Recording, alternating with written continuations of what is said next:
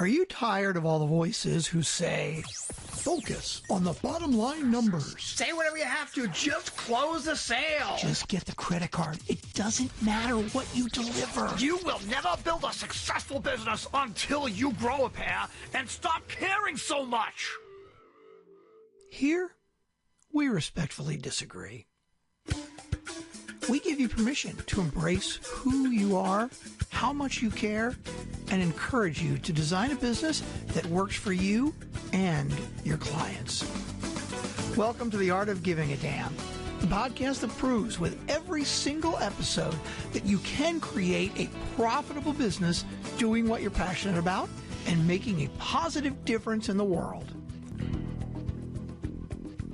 So we're all busy, we're working moms, we all have our children, and we all are walking around with the guilt that our children don't feel our love enough because we're so busy telling them what they're not doing right and how they should sit up straight and, do their homework before they go out to play and love their little brothers and never fight.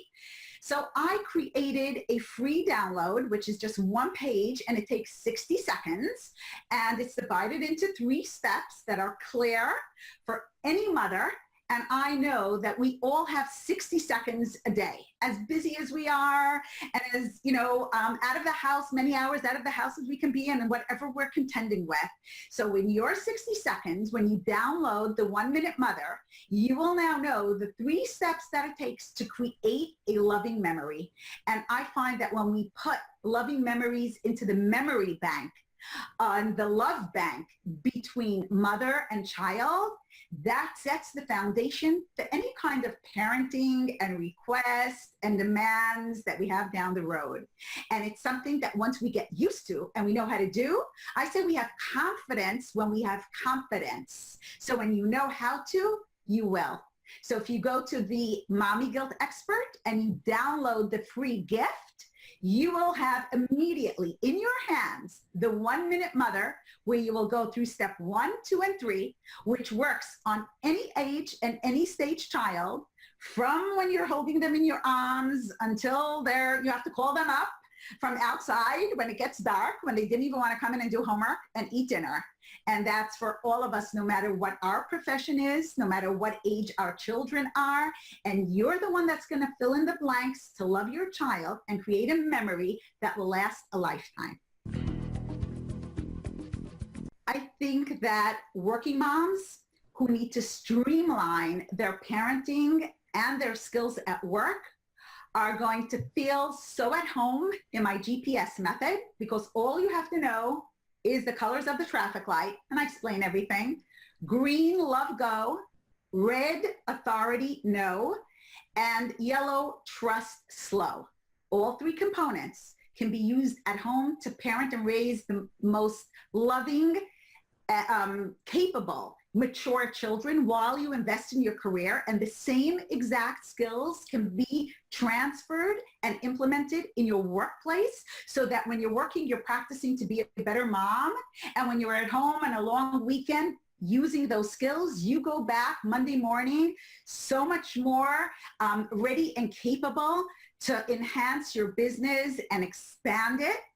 So it works for moms, dads, anybody who is involved in raising your child. And I prepared a bonus for your audience, for the special moms who are dedicated and devoted and committed and just need me to hold their hand, take them through it so that they can enjoy every single moment they're raising their child and not be concerned that they'll have regrets looking back, thinking, I could have and I should have done it differently. So if they go to www.buygpsnowbonus, again, buygpsnowbonus, they will receive lifetime access to this GPS online program and the extra bonus, which is a secret, but it's something that is going to resonate with working moms, and all of you will enjoy what I am giving you, prepared for you, what I struggled with raising my 6 children, and I want to ask you to join thousands of working moms across the globe, learning how to live and love raising their children while they invest in their career. Now here's your host, Michelle Schaefer. Welcome to another episode of The Art of Giving a Damn. My guest today is Alyson Franz. Alyson, welcome to the show. Thank you for having me. Absolutely. I know you've got a really powerful story, and I think this is an issue that really does stop a lot of people just dead in their tracks. So by way of introduction, you are a grief and trauma healing expert, speaker, and author. You help people who feel held back by grief and trauma really finally break free of that so that they can thrive in life, which is challenging for a lot of us who have gone through anything that creates those just things that put us into shutdown mode almost as we try to process. And I know that one of the things you specialize is in working with people who've been through other systems, other processes, other interventions that didn't work. So I'm curious to hear more, not just about your system, but about how you got into this and what made you decide to go into this professionally. So we're going to just jump in here, and let me start by asking you about your book. So you're the author of The Grief Cure, a revolutionary guide to healing from loss. Tell me what inspired you to write that book and share such vulnerable parts of your own story. So the way I ended up writing that book, I feel the book picked me. It wasn't something that I had been planning for a long time to write, and I just suddenly felt, I was like, I need to write this book. It was like burning inside of me. And just based on my own personal story and how that has affected my work. Because originally I was trained as a therapist in my 20s. I worked as a therapist and I did a lot of community work. I'm bilingual, so I've done a ton of work in the Spanish-speaking community where I live in Providence, Rhode Island. Uh-huh. And somebody asked me one day, hey, would you want to go into private practice? There's a huge need for Spanish-speaking therapists. Okay. And, you know, if you're interested in this, I could show you what you need to do. And I said, okay, sure. But then I said, wait a minute. No, I'm not ready for that yet. I waited about a year. It's a big step. Yeah, I waited about a year, and my job was getting very stressful. So that was when I made the leap. And I thought I'd probably be a therapist for the rest of my life until about a year later, after I was in private practice, I lost my dad. And my life just started spiraling out of control. Imagine. And what I didn't know at that time was that the grief I was feeling wasn't just grief. It was really tied in with earlier trauma that was unprocessed but unconscious to me. So that's one of the things that makes my process so unique, is that we look at the subconscious things that are contributing to that pain from the grief, and we look at all those parts together, and I don't know anyone else who does that.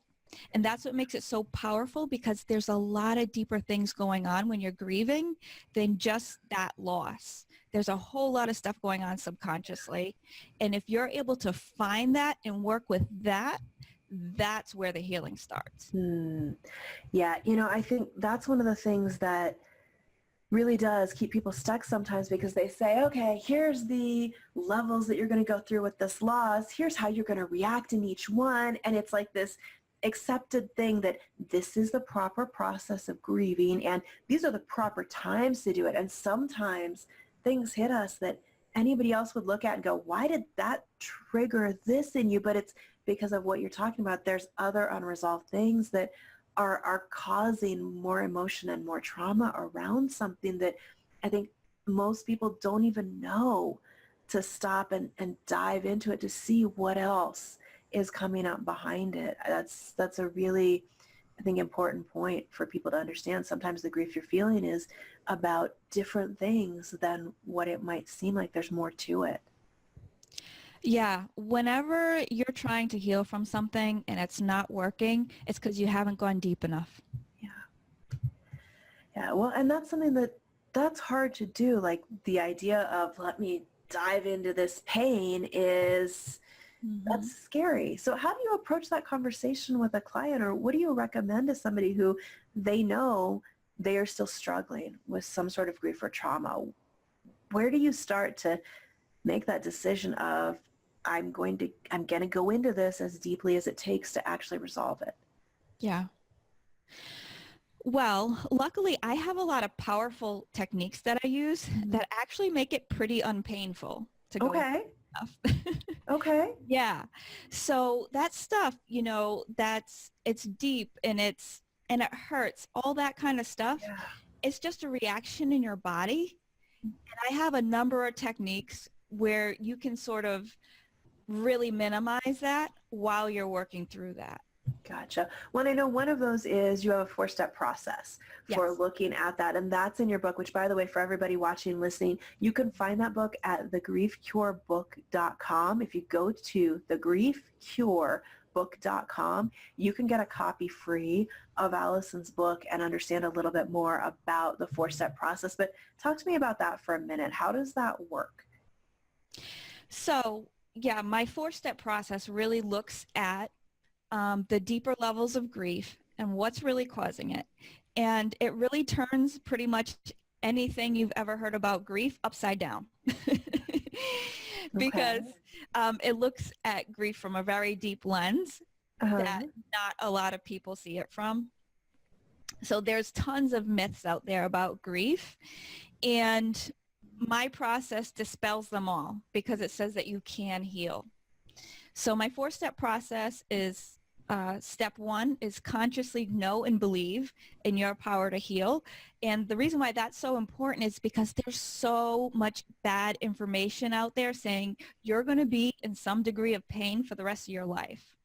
And there's even experts who say that. You're not. Yeah, I've heard that of don't try to get over it or past it, just learn how to live with it type approach. And then there's other people who say, well, it's just going to take years. It's going to take time. It's another big myth I talk about all the time. If you've been grieving for 6 months to a year and it's still disrupting your life, time is not the solution. Okay. Yeah. It means, so what happens is if you've been grieving for like 6 months to a year and you don't see it getting better and that grief is disrupting your life in at least one way, be it that you're not sleeping or you're just irritated with the world because this is in the back of your mind, or maybe you're just needy because you're lonely, and that's have an effect on your relationships. So if grief is interrupting your life in some way 6 months to a year after the loss occurred, there's something more going on there. I like to call that traumatic grief. And what I mean by that is that this loss that you've experienced has been processed in your body similarly to a trauma, and it's not just going to go away.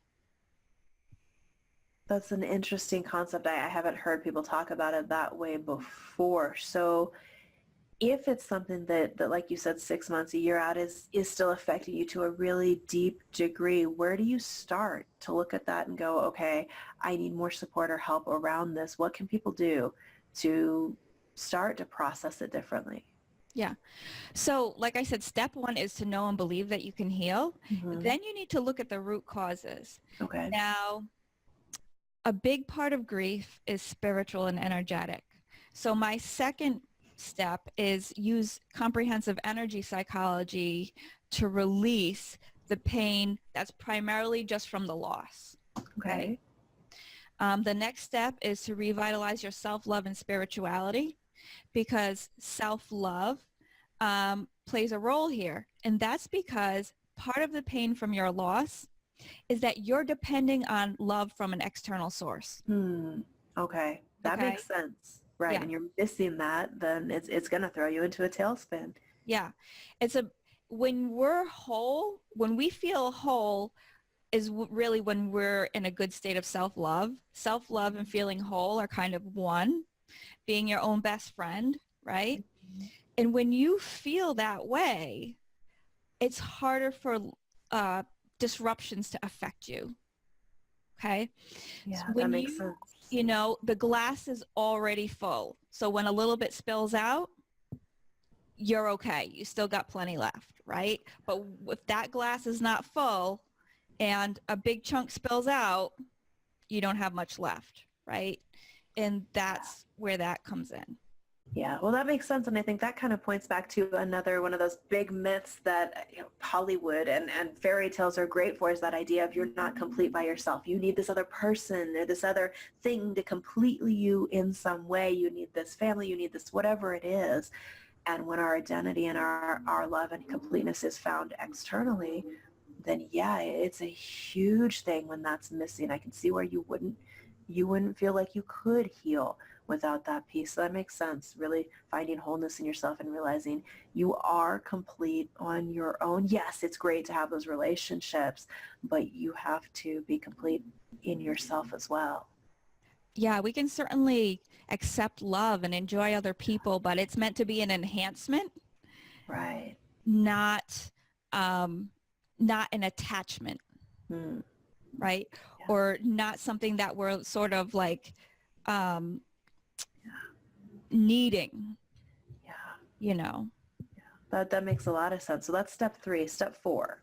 Yeah. So, well, the other part of step 3 is to revitalize your self-love and spirituality. Okay. So you also want to look at your spiritual beliefs and how they are affecting you. The 2 ways that I see it affecting you the most is, one way is that we tend to think we're just a body, and because that person is not there physically, they're not with us.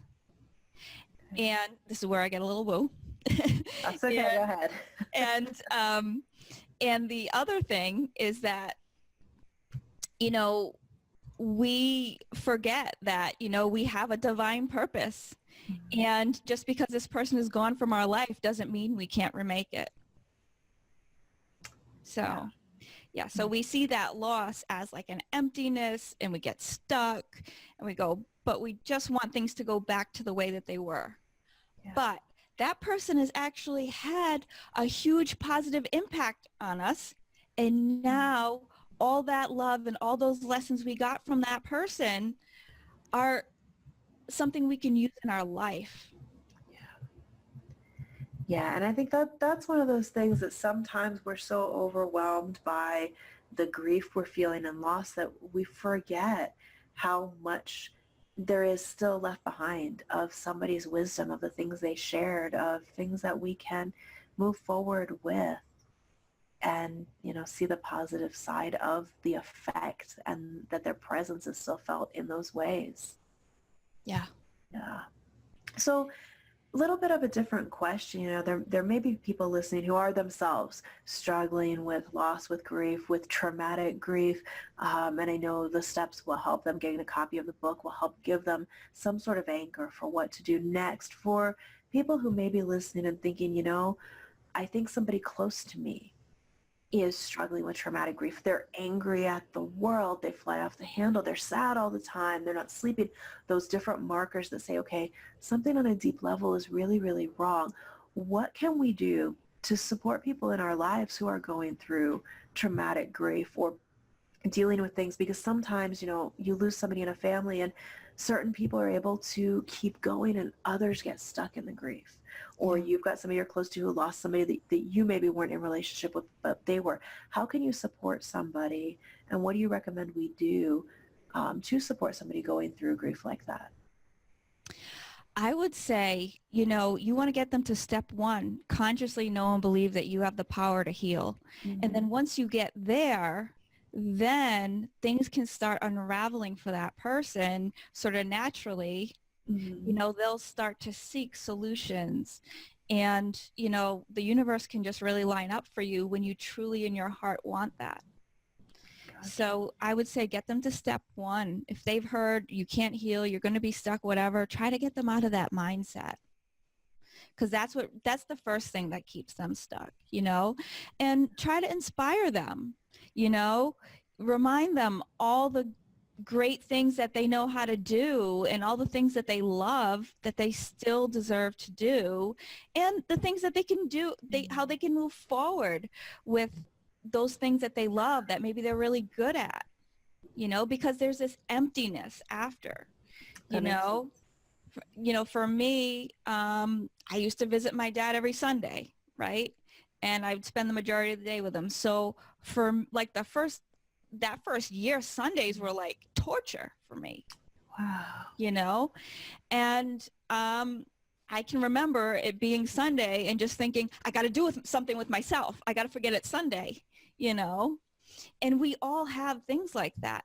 But again, when we feel whole, when we are connected to our divine purpose, Yeah. life makes more sense, and we don't dwell on what we don't have. Yeah. That's really good advice, to look at what is your purpose. Why are you still here? Because there's a reason. There's a reason that you're still here, and that you have something to do to carry on, to keep going with life. So I think that's a great point for people to remember if they're struggling with grief, or somebody that you know is. Remind them of why they're here, and you know, you still need them. Others still need you, whatever those relationships are. You know, I gotta ask, this is not an easy topic, right? This is a really deep, heavy topic, and you're working with clients all day around these losses and this grief. What made you decide to focus on this exclusively in your private therapy practice? Like, what was going through your head when you made that decision that I'm going to focus on this thing? Well, again, I didn't pick it. It picked me, but Fair enough. but however, you know, this is a comment that I get a lot when people go, wow, you work with people who have experienced grief and trauma and things of this nature. How do you do it? But my answer, honestly, is that I love my work. Because why? Because I get to see people make these huge changes in such a short time. Like, what's better than that? Yeah. You know? Yeah. I don't have any sadness about this. I'm happy. You know, when somebody tells me I've been in therapy for 10 years and I've been going to acupuncture for 2 years, and I've tried exercise routines and personal trainers, and I use essential oils every day, and I went to a retreat in Bali that promised me I was going to heal. Nothing has worked. You know, you're my last hope. You know, that makes me happy. I'm like, good, this person is going to finally get the result they want. I can see why that would be inspiring. And, you know, it's funny because to me, when I hear that kind of response, I'm like, I know this person is doing what they were meant to do. When something that would honestly drain a lot of people and just be depressing, you'd have a hard time not falling into it yourself. It energizes you, and you can tell that, you know, that's what you are meant to do here. So that is amazing to me. When we find that thing that really lights us up, it might not always make sense to other people, but you know it's what you're here to do. I love that. So what is your favorite part of working with clients? I think my favorite part is how quickly they see results, because they're not expecting it. Like, they're like, okay, you're my last hope. I've tried everything else, but like somewhere in the back of their mind, they're not sure. And I frequently see like a big shift in somebody within like a month. Wow. You I mean, that would be amazing to have really struggled with something for months, for years. For some people, it's been 5 or 10 years even. I know people that have just fallen into almost a black hole with grief. And, you know, I can imagine how amazing that must be, to be able to watch them turn around, find that spark inside again, and really be able to re-engage with life, because, you know, there's more to it, that it's a bigger process than sometimes what we think. Yeah. And it's interesting because some people come to me and they don't even know that it's grief or loss related or trauma related. They just know that they're like totally stuck, and they're having anger fits and breaking things and fighting with their spouse every day, and they don't know what this is about. And then we trace it back to some kind of loss or some kind of trauma that might be something that maybe is not considered a traditional trauma. Maybe they didn't get robbed or they didn't get raped, but maybe there was a major disruption in their life from something that, you know, that sort of precipitated a downward spiral for them. Yeah, I think that's a really important point, and I hope everybody listening hears what you're saying right now, that just because what you've been through does not fit the traditional textbook list of you may now feel grief because you've had XYZ happen, doesn't mean your body is not going through it. Your emotions aren't feeling that. I have seen things trigger what looked like PTSD, basically, like that traumatic stress reaction that somebody else would look at and go, well, that's just life, or, well, that's not, nobody died, nothing major happened, but it can still trigger that in somebody, and it can be really hard sometimes to figure out. I had a conversation with a friend in business the other day who told me, I think this particular client relationship, and it was one that had gone really, really bad. It like not the normal let's end, but like an explosion type thing. And they told me, I think that's why I'm not going after new clients moving forward in business, because I have some sort of traumatic stress reaction from it. And I went, yeah, let's figure out who you can talk to, who can help you through that, because there are things like that happen in life that maybe to somebody else is not a big deal, but it created trauma for you. And it's okay to say, I need help with this, and allow yourself to get support to move forward. Yeah, and I actually had a client with a very similar situation to what you just gave the example of. I think that happens so much in business. But yeah, I had a particular client who, so he was in a car accident, and it was a real bad one. And that from that point forward, he lost a lot of things in the car accident, and it was a trauma.